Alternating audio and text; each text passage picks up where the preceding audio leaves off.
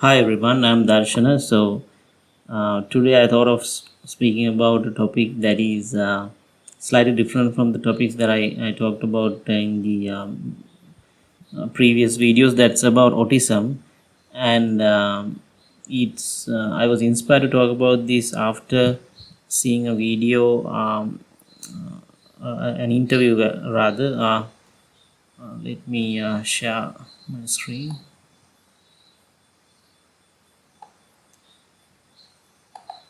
So this is the interview. It's the interview is between a person, journalist called Del Bigtree, and a father of autistic child called J.B. Handley. And I think this person, J.B. Handley, is apparently has written a few textbooks because being a father of autistic child, he's I guess fairly well versed about the challenges that family faces or goes through when they have autistic child. So it's regarding a kind of a novel or kind of a revolutionary therapy that they have tried. It's called this spelling as communication, or I guess the yeah, spelling as communication. So they have just tried this kind of a revolutionary technique to communicate. It looks fairly simple, but it's, I guess, counter to the mainstream understanding of autistic children. And where basically this spelling as used as a means of communication with this kind of a alphabet, like a board of the alphabet. So before trying to explain this any further, I'd like to share a clip of this video interview so that you can have a look. Let me start the clip.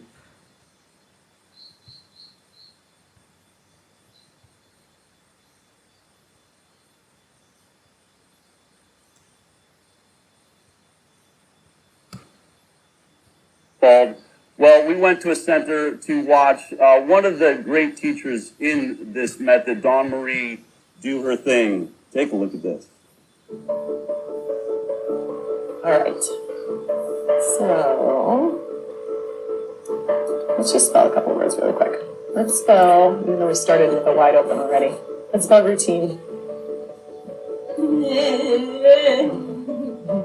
R O U T I N E. Beautiful. Nice job.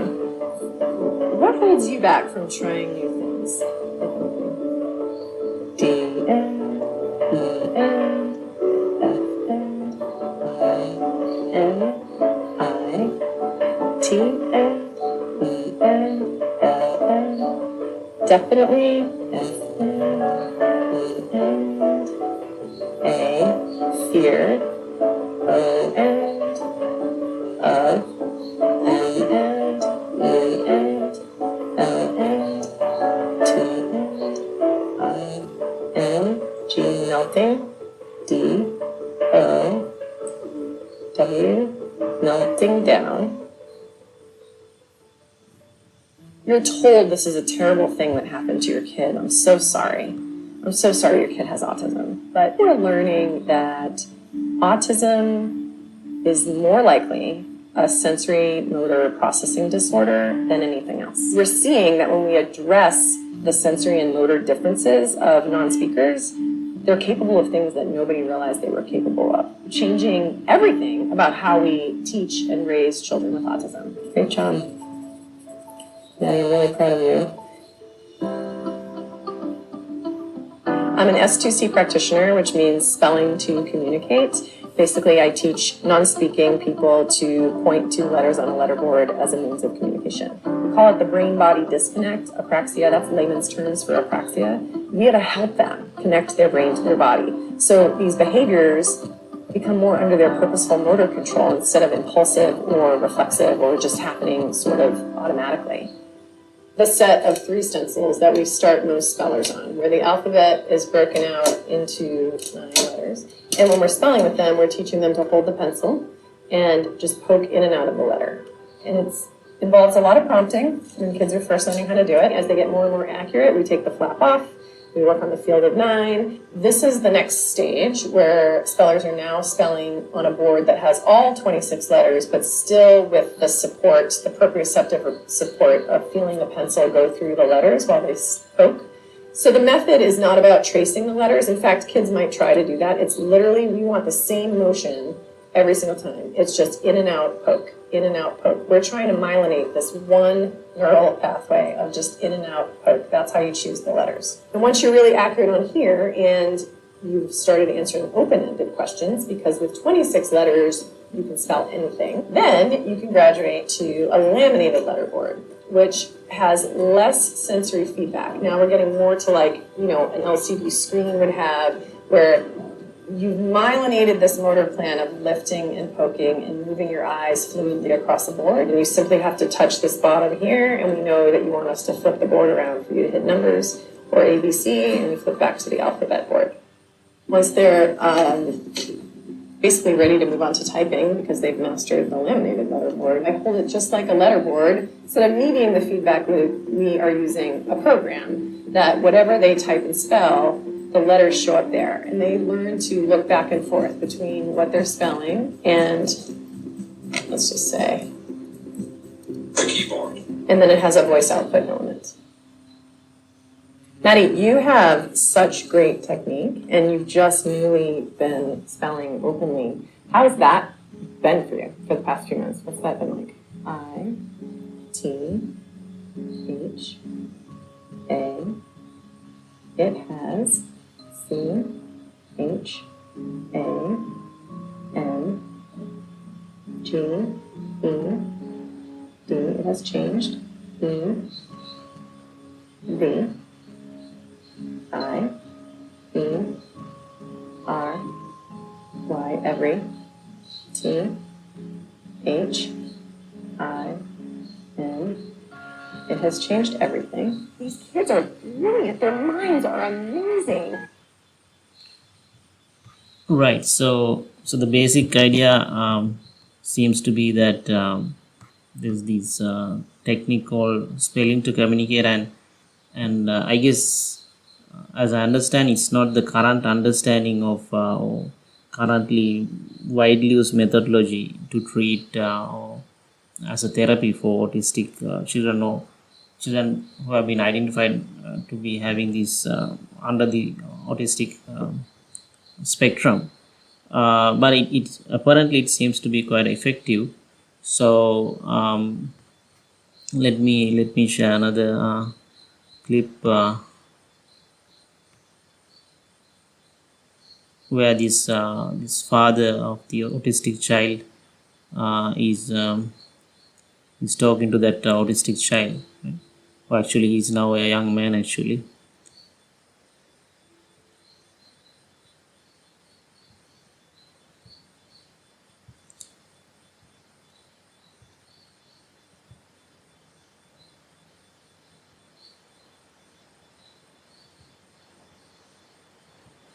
So the interesting thing that I found was his peers, if not like Let way me- above. It was a lot to take on, and so I would say that I didn't intellectually think it was possible, but somewhere deep in my soul, I thought, wow, maybe. But it's interesting, Dal. I talk to parents. Many are in the camp of, well, my kid can't spell, so how could they do this? And I understand that camp. I was largely in that camp. Some get it immediately. And they go, yeah, I always do that. I needed to find a way. They it just immediately lines up for them perfectly. They've known in their heart how brilliant their kid is. I was somewhere in between. And so it was a real struggle. It's a real struggle of hope, denial, fear, and everything else. All right, team. First of all, thank you. I remember meeting you just about, I guess it'd be 5 years ago now, when we were coming through with Vaxxed, and we took a tour of your school. It was a very memorable, beautiful school. But I want to ask you, as you was walking up for that first S2C meeting, were you aware of what was happening there, or did you know why you were going there? Mhm.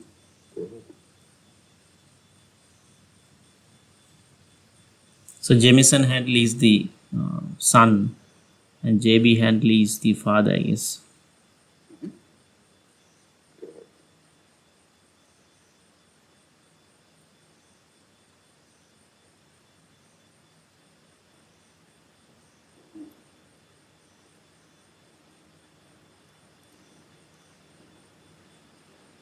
You got it. You got it.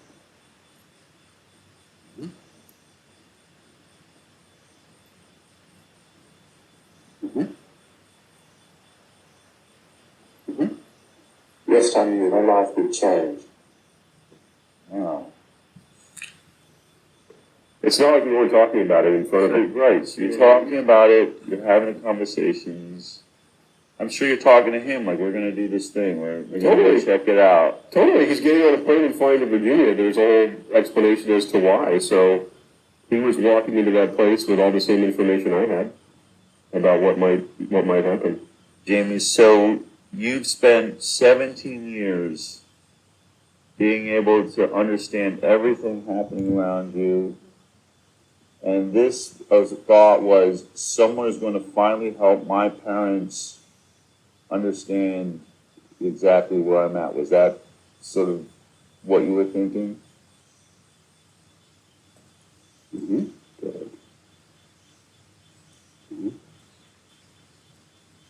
Mm-hmm. Yeah.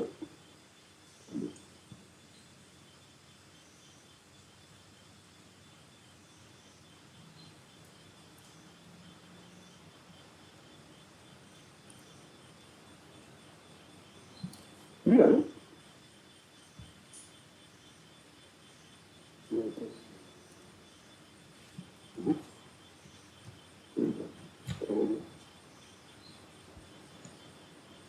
Yes, it meant freedom. I think that it was so. So yeah, I mean, the interesting thing about this is, I mean, the body language and the things that he talks about are, I mean, there's a complete disconnect sometimes, because uh, when his body language, you wouldn't really assume that he's capable of thinking these thoughts and expressing them.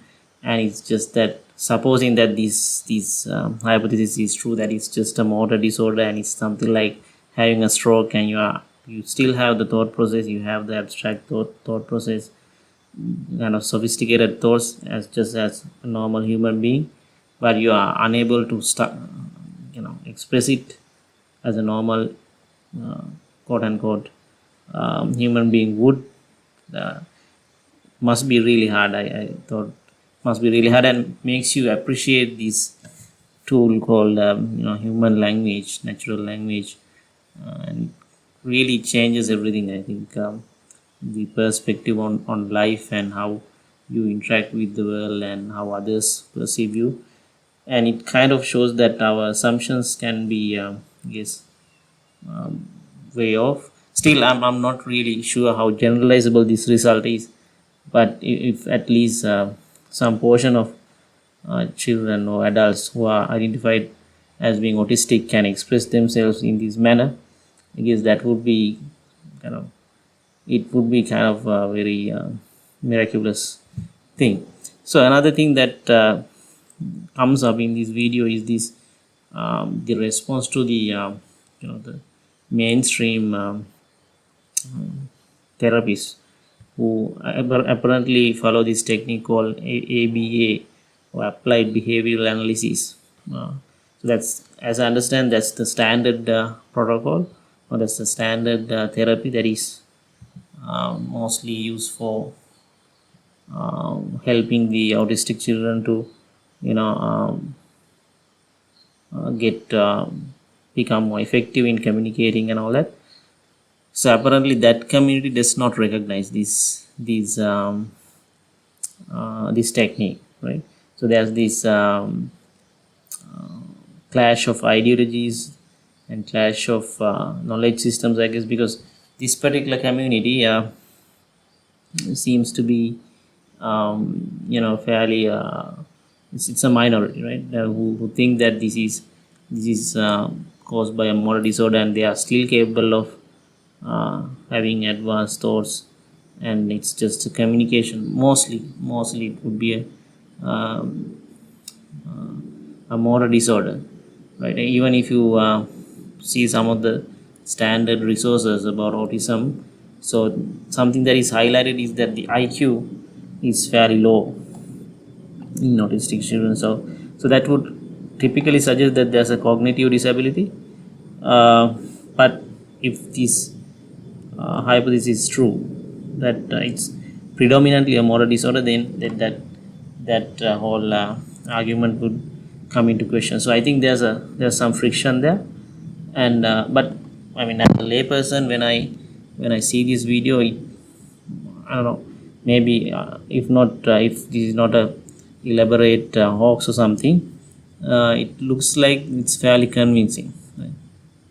So I think it warrants an open discussion, but it kind of shows that even among professionals there can be biases when it comes to things like this, because people who might have spent a lot of time on ABA, using it, learning it, and using it on autistic children, and the researchers, academics, they might have a certain viewpoint that they might hold very strongly, but and all of a sudden there's this radically challenging, radically different viewpoint comes up, and there can be some considerable opposition towards that.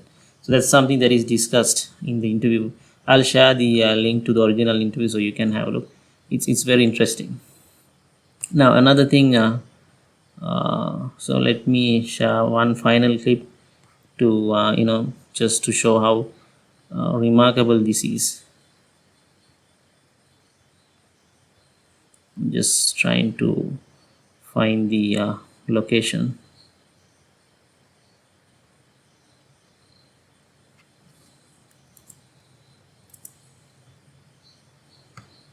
Yeah. You actually ask the child for their own opinion about a topic.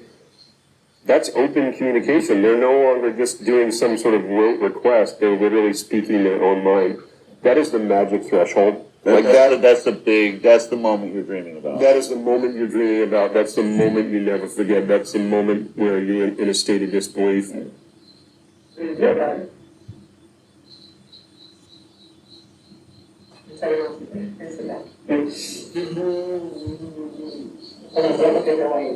That's better. There we go.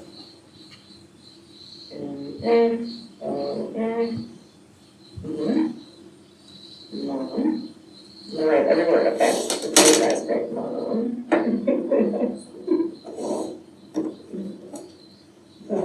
Now look with your eyes. L-N, O-N, move your eyes. R. So put your hand. L-O, U-N, move your eyes. Good looking. I love.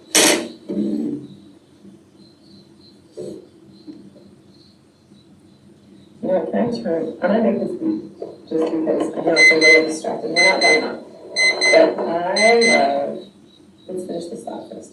Y-N, O-N. Now where's the next letter? So don't do that. I mean, move your eyes. There it is.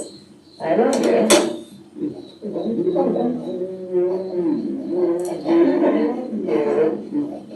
You okay? I love you. T-O-2. T, okay. H. So focus on doing it, right? So if you're sitting in the chair, don't worry about them. So start to T-N, H-N, E to the, N-N, O-N. Keep going. I'm with you. I love you to the M-O. Get back in your chair. M-O-O. Keep going, mean it. To the moon. I love you to the moon. Oh, go ahead.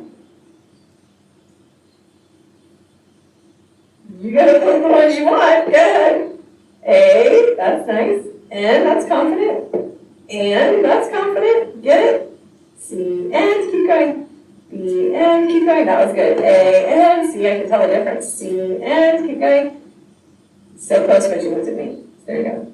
You're looking at me. I don't even look at the board. Okay. To the noon and back. I love you. To the noon and back.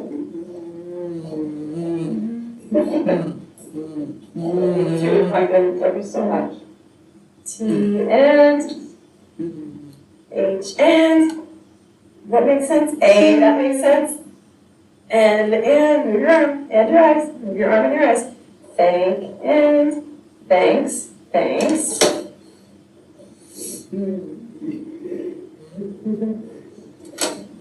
Thanks. Yes, look at that. F and look at that travel. O and 4. Thanks for. Thanks for. A L. G. Don't worry about it. Just find it with your eyes. So here, lean back, pull back. Look at the board. Move your knees. No, you're still looking at me. So there you go. You had it. For all. Oh, sorry. No. Thanks for all. All what? T. N. Don't worry, you're not looking. So there you go. Get it. H. Keep looking. All the. Thanks for all the. All the what? All the what? Wait. You waited a long time to say this, haven't you? Thanks for all the R and N and L. Oh, 2 letters.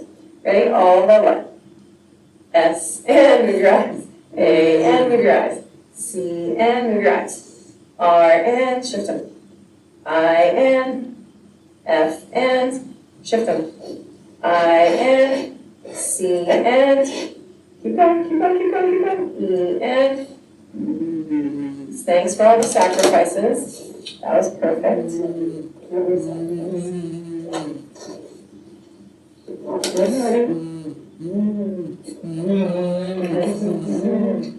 You're so good, dude.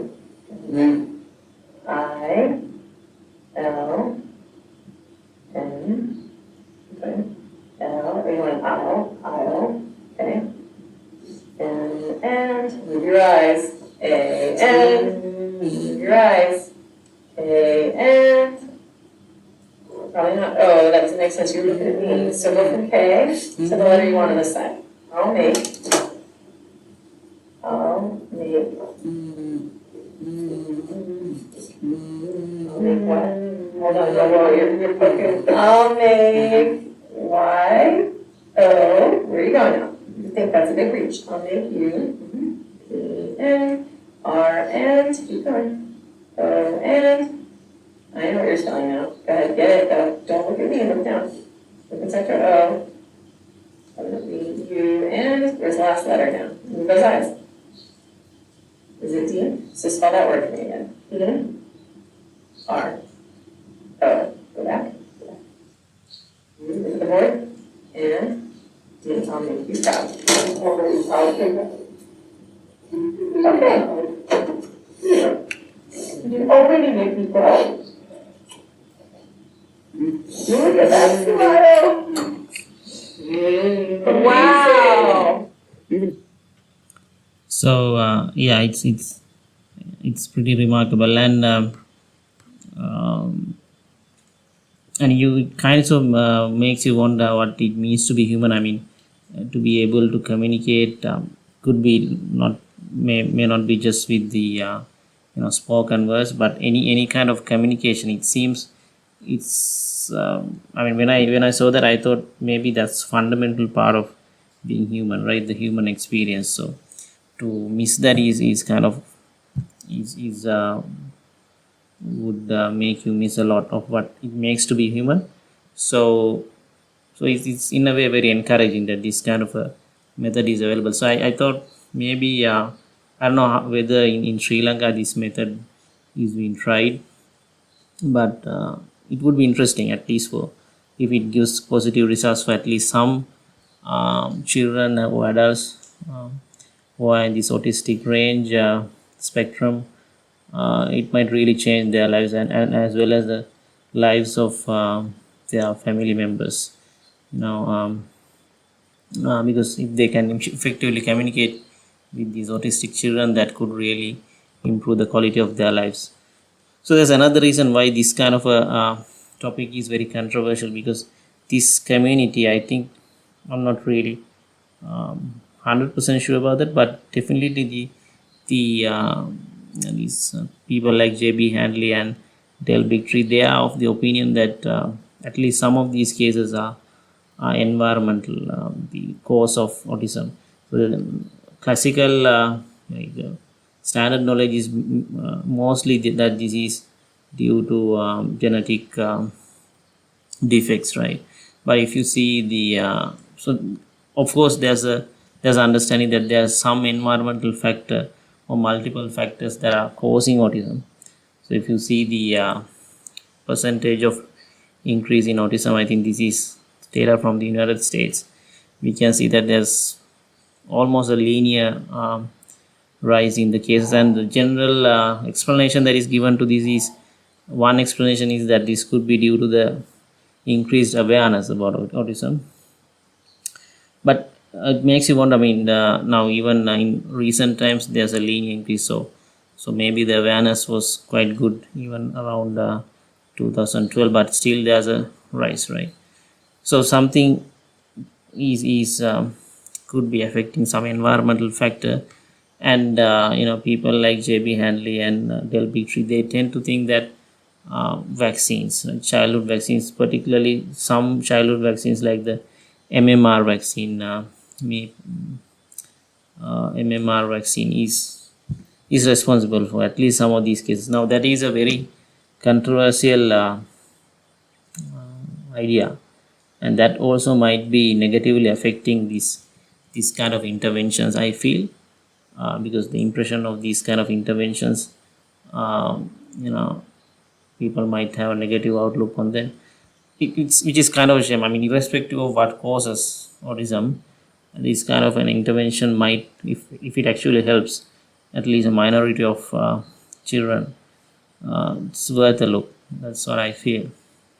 If I now, just for the sake of completeness, I thought of briefly speaking about this idea. I mean, this person called Del Bigtree, and why they, some of the arguments that they bring related to these vaccine and autism link. Of course, it's not accepted by science or the medical community or the medical establishment. And I did try to go through some of the material that they bring about, and one thing that caught my eye that was kind of may warrant some attention is this particular case, this particular research paper that was published in Pediatrics Journal in 2004, I think. So at that time, apparently there was some protest in the United States where apparently some parents thought that the MMR vaccine caused some of the children to get to develop this condition, right? So the allegation was that these children were born healthy and they were progressing normally, and then they had the vaccine and they regressed, right? So because of that, CDC, which is the government regulatory body in the United States, they did a research on this. So they wanted to really resolve this issue, right? And so this paper was published based on such a analysis in 2004 in Pediatrics, which is kind of a reputed journal in that domain, I think. And so the case, the paper shows that there's no relationship between MMR vaccine and autism. So the case was kind of resolved, right? But there was an issue in this one author called William Thompson. He's actually a scientist working at CDC. I think he's still working there. So he came out, several years back um, as a whistleblower saying. So there's this statement by him in Vermont state government website where he consulted with a law firm and gave a statement saying that in that particular paper they altered some data. So it's kind of it's not really it's no longer than a vaccine safety issue. It's more like a scientific fraud issue. He basically said that there was scientific fraud committed and academic fraud committed. So, and that the original data showed that there's a correlation, but um, with the age of MMR vaccine and the autism cases, but the CDC changed the data, and he was aware of this change and basically fudged the data, right? So, which is a serious allegation. So, and he actually so there are some telephone conversations with him and other scientist called Dr. Brian Hooker, who also has autistic child. So these telephone conversations are also published. So I'll share this link. You can have a look. So that is the only incident that I could find where there could be some legitimacy to this claim, but generally speaking, it's not accepted. Actually, I came to know about this particular person, Delby Tree, due to a very interesting case where a movie was banned. Movie called Vaxxed, right? And this particular movie was taken out from the Tribeca film festival, which I think Robert De Niro was involved in organizing. And Robert also has an autistic child, so maybe he had some personal interest in that. And this movie was pulled out from the film festival, and basically sort of banned. I think. And that actually caught my eye, and that is where I got to know about this whole incident. So yeah, so that's some backstory there, and it was covered in the media as well at that time, like even in mainstream media, that this CDC whistleblower Dr. William Thompson's case was.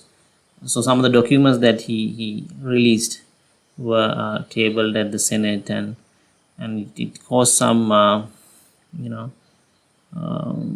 some controversy that thing.